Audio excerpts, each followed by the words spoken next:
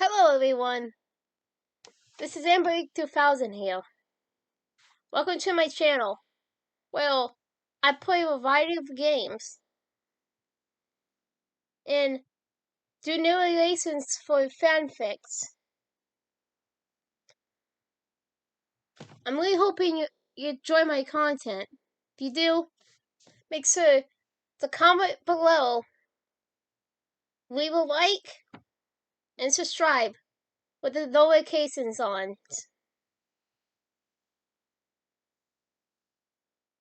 Right, so next time, this is AmberAnkNA.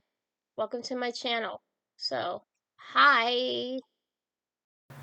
It's a Viral Life, Chapter 9. Josh slowly opened his eyes, guttering at the bright light shining through the windows. He looked around, growing very confused, and even a little frightened, when he didn't recognize where he had been sleeping. Instead of in his comfy bed, he was on an unfamiliar love seat, and he was wearing his sweater, sweatpants, and boots as well. His memory flooded back, and he remembered he had stayed the night at Wiley's house. He remembered they drank the bottle of insulin shot, talked, kissed, and then some. His eyes widened when he realized it was the next morning. "Crap!"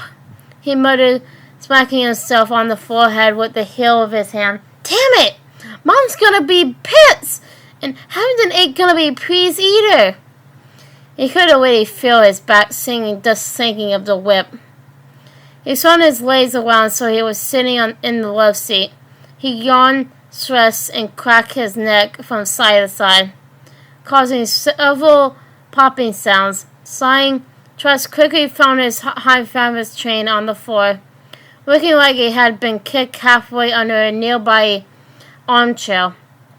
He grabbed it and wrapped it once around his white wrist. "Where's my coat?" he muttered, searching for his coat. "Morning, babe." Josh woke up to see Wiley leaning over the back of the left seat, looking as pleased as ever. He saw she was wearing a thin nightgown. On top was his black spring coat. "Is this?" She tapped the towel a couple of times. "What are you looking for?" "Yes." Josh nodded. "Give me it. I gotta go home." "Do you want to say a little longer, baby?" She pouted. Josh saw her sternly. "Give me my coat," he commanded slowly, beckoning with his fingers. Wiley huffed, slugging off the coat and handing it to him. "Thank you." He nodded, pulling it on. "What did I say tonight?" he muttered to himself. "I didn't hear you complaining." "Mom will be." "Well, see you at school." She kissed his cheek. He just nodded and left. She huffed again, crossing her arms. She looked like a spoiled child who didn't get the toy she wanted from the store. Josh decided to just walk home.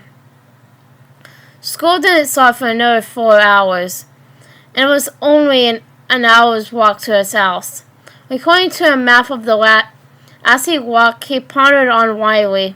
Lately, especially after yesterday's killing test, she'd been acting a little crazy. He expected her to. It was in a wavy virus's nature, but she was also acting a little obsessed and possessive of Trask. She caught any female virus, germ or cell looking at him, she'd get defensive and tell them he was her boyfriend, and they should make goo-goo eyes at someone else. Josh sighed and brushed his dreadlocks back. He was starting to wonder if it was worth having Wiley as a girlfriend. She was hot, and it was nice having her as a girlfriend, as it made other people, namely Herman, jealous, but it tended to be embarrassing when she blew up at girls who were even working at Trask. Maybe I should have a talk with her later, he decided as he was nearing his house. To his surprise, the door was hanging off of the top hinge, like someone broke it open. Hamden must have been well drunk, he decided. He still had a very bad feeling in the pit of his stomach. Carefully opening the door so it didn't fall, he stepped into the house. Right away, he smelled something that was familiar. Virus blood. He followed the smell into the kitchen. What he saw made him jump. The chair was chattered about. Some had broken off legs. The table was upside down and had scratches in it. Broken glass bottles were shattered about. Hamilton was weighing most of the mess, but he wasn't asleep. His coat was shook and breathing heavily, and he had large bruises and scratches across his body. He was dead. Josh stared into Hamilton's dead, glassy eyes. He couldn't quite believe that Hamilton was dead. That meant he would never hurt Trask again. A sideways grin slowly spread on the young virus's lips. Got what you deserve, old man. He snarled, turning away. He wondered how Hamilton had been killed. Had Elaine had enough and slit his throat? Probably not. He wasn't the type. Did he do it himself?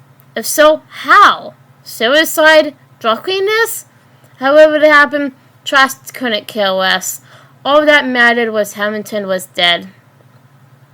Mom! I'm home! I stayed at a friend's house! He stepped into the living room. Trish thought it was a similar scene. Chairs were overturned and the couch was on its back. The coffee table was on its side, and had scratches similar to the kitchen table. It was filled with the smell of blood, and what was among the mess made Trask nearly collapse. He grabbed the couch to keep from falling to his knees. His eyes widened, and he was nearly sick. Elaine was lying across the coffee table. Her eyes and mouth were wide, as if she had been swimming when it happened. She had bleeding scratches and bruises across her fit body, and her throat had been slit as well. His mother had been killed as well. Trask was sinking like a leaf. He couldn't breathe. It felt as though his heart had stopped. Mom! He muttered, gasping for breath. Oh my God! Out of the corner of his eye, he saw partly bloody footprints going down the hall. He gasped in horror. Amelia! Briefly forgetting his mother, he ran down the hall, throwing doors open and praying his little sister had been spared. He cried out his sister's name until he came to the final room, her bedroom. He looked inside and strained in anguish and horror. The furniture had been turned over except for her bed. Maya was laying in her bed, her expression matched Elaine's. She too had scratches and bruises across her body, but her throat wasn't scraped. The unnatural angle of her neck indicated it had been broken. When Trask could strain no more, he stood into the bedroom, staring at his sister's body with wide, tear-filled eyes. His legs were shaking so much he fell to his knees beside her bed. Amy! He whispered, not caring that tears were running freely down his face. He gingerly took Amelia's body and pulled it into his lap. He held hers closely, laid his face into her shoulder, and sobbed. He felt like his heart had been broken, frozen and smashed into little pieces. First his dad, and now his mother and little sister were gone. He hardly cared about Hamilton. He always hated him, but his true family was gone, and the feeling hurt badly. When Trask could cry no more, he lifted his head and rubbed his nose with his sleeve. The first thought that ran through his mind was, who did this? Had Hamilton done it, and then killed himself when he was punneling this? He noticed something on the wall over Amelia's dresser, out of the corner of his eye.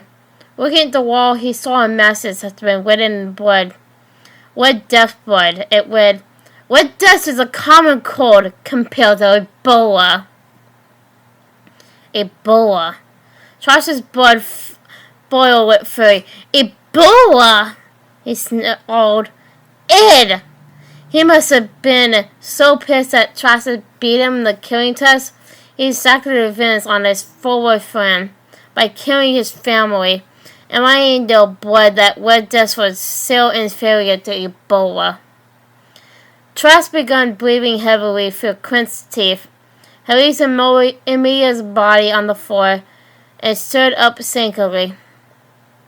He clenched his throat as his burner claw began glowing white. Walling, he punched the buried wall as hard as he could. It left a dent, but wasn't enough. He punched it again and again until the entire wall was falling apart.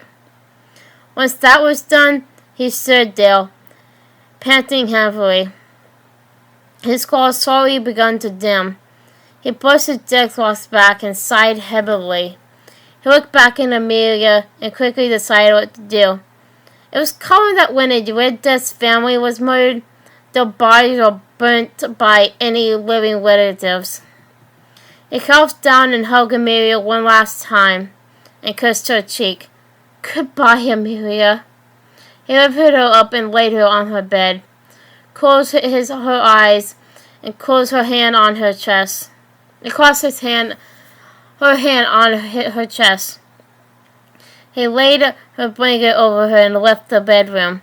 He went back into the living room, wrestling slightly when he saw his mother. Recovering, he pushed the couch back onto its feet. He lifted the lean body and laid it on the couch. He closed her eyes, hugged her one last time, and kissed her cheek. "Goodbye, Mom, and I'm sorry." He never got to apologize for yelling at her the previous day. "I love you, and I love Amelia." He crossed her arms on her chest and stood back up. On his way out of the house, he paused at Hamilton's body. He snarled down at it and said, "You don't deserve anything but hell." He saw on his stepfather's face, smirking in salivation at the crunch when his foot broke Hamilton's nose. He finally exited the house. He closed the door and locked it with his burner claw, lighting it up as he did so. The flame spread from the lock across the house. He stepped back and watched the house light up in flames. In only 10 minutes, it was completely in a blaze. Looking at it one last time, he walked away, never looking back. Hi everyone. This is AmberAnkNA again. Well, I hope you enjoyed the video. Because, I really did enjoy making it. But,